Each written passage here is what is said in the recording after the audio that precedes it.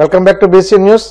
పశ్చిమ గోదావరి జిల్లా నరసాపురం అశ్విని ఆసుపత్రిలో ఈ నెల 20వ తేదీన రొమ్ము క్యాన్సర్, గర్భాశయ ముఖద్వార క్యాన్సర్కు సంబంధించిన పరీక్షలు ఉచితంగా చేయనున్నట్లు డాక్టర్ మాధవశెట్టి పద్మావతి తెలిపారు. తన తల్లిదండ్రులు గ్రంథి సత్యనారాయణమూర్తి, విజయలక్ష్మిల స్మారకార్థం ఈ కార్యక్రమం నిర్వహిస్తున్నట్లు ఆమె అన్నారు. ఉదయం 9 గంటల నుండి మధ్యాహ్నం 3 గంటల వరకు ఉచిత పరీక్షలు నిర్వహిస్తామని, 20వ తేదీలోపు పేరు నమోదు చేసుకోవాలని సూచించారు. హై రిస్క్ కేసులను తొలి దశలోనే గుర్తించి వైద్యం పొందగలిగితే మరణాలు తగ్గించవచ్చన్నారు.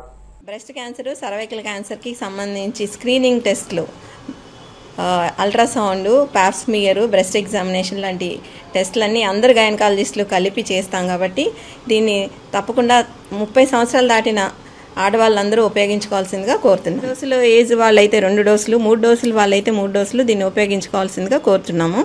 ఈ వ్యాక్సినేషన్ వల్ల ఎందుకంటే ఏమేమి ప్రివెంట్ చేయగలము అంటే oropharyngeal, anal, penile, genital warts, ఇవి జెంట్స్లోను. లేడీస్లో అయితే cervical, vaginal, vulval, anal warts, anal cancer, oropharyngeal cancer, genital warts, ఇవన్నీ కూడా మనం ప్రివెంట్ చేస్తాం. కాబట్టి ఈ వ్యాక్సినేషన్ ద్వారా మీ ఫ్యూచర్ని కొంతవరకు ఈ క్యాన్సర్ని మనం ప్రివెంట్ చేయగలం. కాబట్టి దీన్ని అందరూ ఉపయోగించుకోవాల్సిందిగా కోరుతున్నాం. ఈ క్యాన్సర్ స్క్రీనింగ్ క్యాంపు మీకోసం, మీ కుటుంబం కోసం.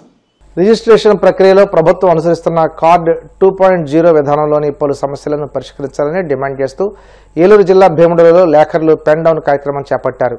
2 రోజు లేఖర్ల పెన్ డౌన్ కార్యక్రమంలో భాగంగా స్థానిక భీముడలు రిజిస్ట్రేషన్ కార్యాలయం వద్ద ఏర్పాటు చేసిన శిబిరంలో నిరసన చేపట్టారు. ఈ సందర్భంగా సంఘ నాయకులు మాట్లాడుతూ రాష్ట్ర సంఘం పిలుపు మేరకు భీముడలోని లేఖర్లు శుక్ర, శనివారాలు 2 రోజులు పెన్ డౌన్ కార్యక్రమం చేపట్టినట్లు తెలిపారు. ముఖ్యంగా Aadhaar, OTP, mobile OTP, PDF feeding తదితర సమస్యలతో ప్రజలకు రిజిస్ట్రేషన్ ప్రక్రియలో అనేక ఇబ్బందులు ఎదురవుతున్నాయని, ఈ సమస్యలను ప్రభుత్వం త్వరితగతిన పరిష్కరించాలని డిమాండ్ చేశారు. రిజిస్ట్రేషన్ శాఖలో ప్రవేశపెట్టిన కార్డు 2.0 సాఫ్ట్వేర్లోని ఉన్న ఇబ్బందులను అధిగమించడానికి ఈ రోజు రాష్ట్ర వ్యాప్తంగా ఉన్న దస్తావేజులేఖరుల సంక్షేమ సంఘం వారి పిలుపు మేరకు 19, 20 అనగా ఈ రోజు శుక్రవారము, రేపు శనివారము, ఈ 2 రోజులు కూడా పెన్ డౌన్ చేయుటకు తీర్మానించడమైంది. ఈ పెన్ డౌన్ ఎందుకు చేస్తున్నాము అంటే 2.0 సాఫ్ట్వేర్లో నూతనంగా ఓటీపీ విధానాన్ని ప్రవేశపెట్టారు. ఆ ఓటీపీ విధానం ఏంటంటే ఒక క్రయ దస్తావేజ్కి, ఒక దఖల్ దస్తావేజ్కి, ఒక చెల్లు రసీదుకి, ఒక వీలునామాకి ఏ దస్తావేజు రిజిస్ట్రేషన్ కావాలన్నా సరే వారికి ఆధార్ కార్డుకి ఫోన్ నెంబర్ తప్పనిసరిగా లింక్ అయి ఉండాలి. అదేవిధంగా ప్రతి మార్ట్గేజ్ దస్తావేజ్కి కూడా, అలాగే చెల్లు రసీదు కూడా ఇటువంటి విధానాలు ఉండటం వల్ల మిక్కిలిగా ఇబ్బందులు అవుతున్నాయి. ఆ ఇబ్బందులు ఏంటంటే ఇప్పుడు ఒక వీలునామా పార్టీ ఉన్నారు, ఆవిడ హెల్త్ బాగోలేదు, కాంట్రాక్ట్ పొజిషన్లో అర్జెంటుగా ఆవిడ తాలూకు ఆస్తులు వారికి కావాల్సిన వారి పేరు రిజిస్ట్రేషన్ చేయించుకోవాలి. ఇటువంటి పరిస్థితుల్లో ఆవిడ రిజిస్ట్రేషన్ ఆఫీస్కి వస్తే ఆవిడ ఆధార్ కార్డుకి ఓటీపీ రావట్లేదు. ఎందుకు రావట్లేదు అంటే ఆధార్ కార్డుకి ఆవిడ ఫోన్ నెంబర్ లింక్ చేయించుకోలేదు. రూరల్ ఏరియాస్లో ఉన్న వాళ్ళకి అవేర్నెస్ లేకపోవటం మూలంగాను, వాళ్ళకి దీని మీద అవగాహన లేకపోవటం మూలంగాను ఇటువంటి సమస్యలు ఉత్పన్నమవుతున్నాయి. మీ దస్తావేజ్ రిజిస్ట్రీ అవ్వదమ్మా, ఇలాంటి ఇబ్బందులు ఓటీపీ వస్తేనే కానీ రిజిస్ట్రేషన్ అవ్వదని మేము చెప్తుంటే ఎందుకు అవ్వదని అడుగుతున్నారు మమ్మల్ని. ఈ విధానాన్ని ఇందులో మార్పు చేర్పులు తీసుకురావాలని సవినయంగా లేఖర్ల సంఘం అసోసియేషన్ తరఫున మేము కోరుకుంటున్నాం. మరియు ఇప్పుడు ఆధార్ కార్డు ఓటీపీలు చెప్తే ఓటీపీలు మీకు ఎందుకు చెప్పాలి అని బ్యాంకు వారు, ప్రజలు మమ్మల్ని మిక్కిలుగా కోరుతున్నారు. మీకు ఓటీపీ చెప్తే మా అకౌంట్లో డబ్బు పోతే మాకు ఎవరు భరోసా ఇస్తారు? మా పోయిన డబ్బులకి మీరు బాధ్యత వహిస్తారా? ఇలా వచ్చి ప్రభుత్వం వారేమో ఓటీపీలు ఎవరికి చెప్పొద్దు, ఏ లింకులు క్లిక్ చేయొద్దు ఇలా అని సోషల్ మీడియా ద్వారా పోలీసు వారు చాలాసార్లు చెబుతున్నారు. మీరేమో ఓటీపీలు చెప్పమంటారు. ఇదెక్కడ అన్యాయం అండి బాబు? మేము మీకు ఓటీపీలు చెప్పమని చాలా మంది పార్టీలను ఎంతో ఎడ్యుకేట్ చేసినా కూడా వాళ్ళు చెప్పే పరిస్థితి లేదు. ఇటువంటి విధానాలను అన్నీ కూడా పరిశీలించి ప్రభుత్వం వారిని ఇలా మార్పు చేర్పులు తీసుకురావాలని మా రాష్ట్ర సంఘం వారు పలుమార్లు కోరినారు. వారు మన సమస్యను పరిష్కరిస్తామని గతంలో చాలాసార్లు చెప్పారు. కానీ ఇంతవరకు ఏ విధమైన మార్పు చేర్పులు తీసుకురాని కారణంగా చాలా ఇబ్బందులు పడుతున్నాము. మన ప్రభుత్వం వారు చెప్తున్నారు దానికే మేము కట్టుబడి ఉంటాము. కానీ ఒక దస్తావేజు తయారు చేసి ఆ దస్తావేజును తీసుకొచ్చి పార్టీ తీసుకెళ్లి రిజిస్టర్ ఆఫీసులు వచ్చి రిజిస్ట్రేషన్ చేయించుకోవడానికి మాత్రం టైం 10 నిమిషాలు, పావు గంటలో పూర్తవుతుంది. అంత మటుకు ఓకే. దస్తావేజు తయారీ విధానానికి 1 రోజు పడుతుంది ఒక దస్తావేజుకి.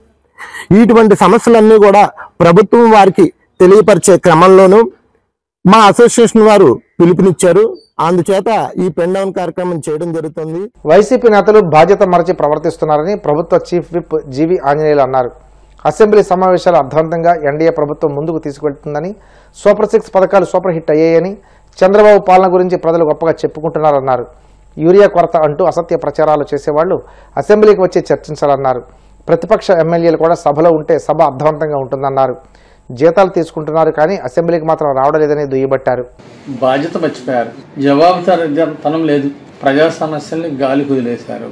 ఏ ప్రజా సమస్యలు ఉన్నా అవి మేమే అసెంబ్లీలో ఎన్డీఏ ఎమ్మెల్యేలే చర్చిస్తున్నారు. అసెంబ్లీ సమావేశాల్ని అర్థవంతంగా చాలా చక్కగా ముందుకు తీసుకెళ్తున్నాం.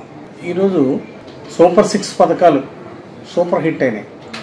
ప్రజల్లో ఎన్డీఏ పాలన గురించి, చంద్రబాబు గారి పాలన గురించి ప్రజలు చాలా గొప్పగా చెప్పుకుంటున్నారు.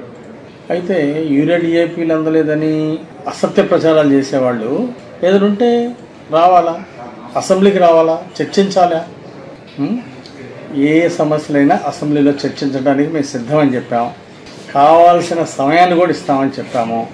ఎందుకంటే ప్రతిపక్ష ఎమ్మెల్యేలు ఉంటే మాకు కూడా బాగుంటుంది, సభ అర్థవంతంగా ఉంటుంది.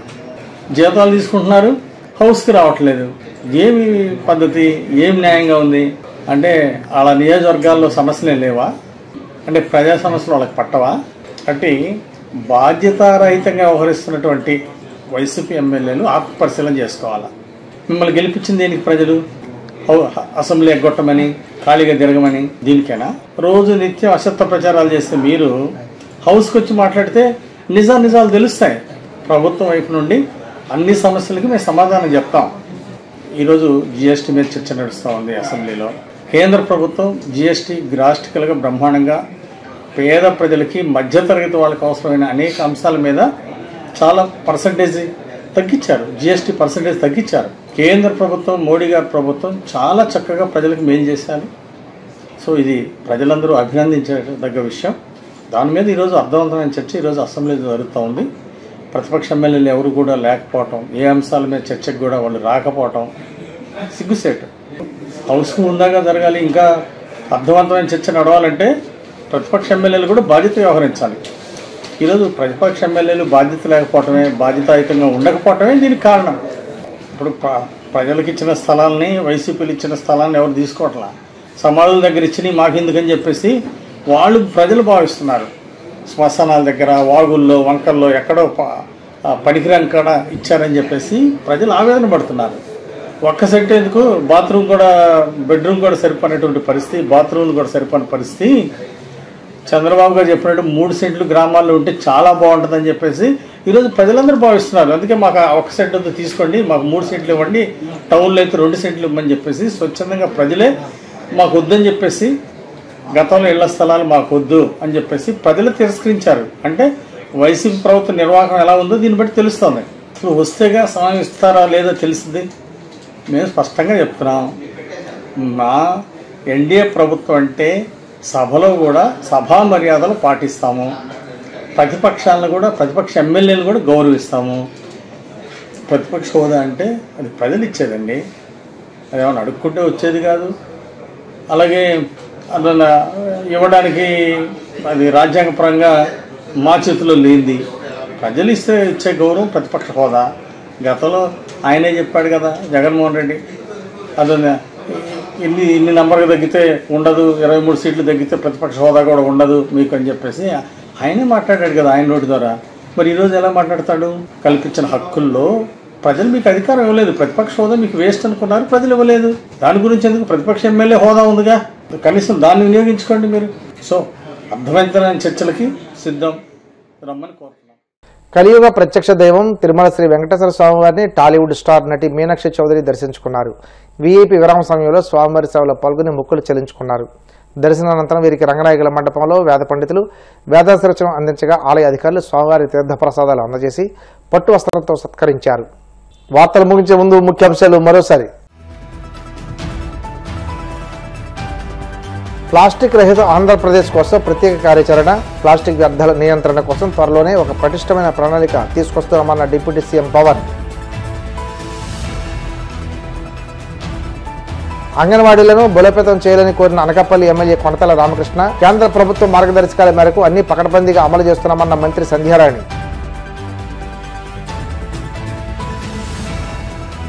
శ్రీకాకుళం జిల్లా కలెక్టరేట్లో రామ్మోహన్ నాయుడు సమీక్ష, సంబంధిత అధికారులతో మాట్లాడి క్షేత్రస్థాయి పరిస్థితులు అడిగి తెలుసుకున్న కేంద్ర మంత్రి.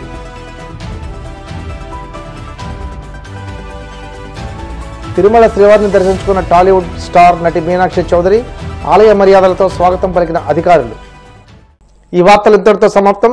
మరిన్ని వార్తల కోసం BCN digital YouTube channel, Facebook page follow అవ్వండి. అప్డేట్ వార్తల కోసం ప్లీజ్ సబ్స్క్రైబ్.